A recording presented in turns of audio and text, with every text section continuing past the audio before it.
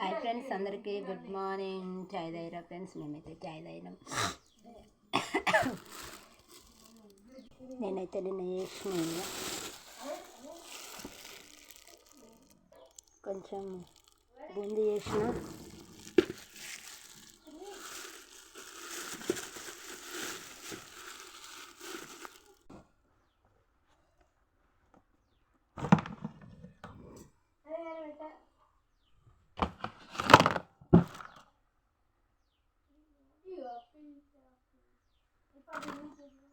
వస్తున్నాయి మీద మంచిగా కర్కర్ అంటున్నాయి.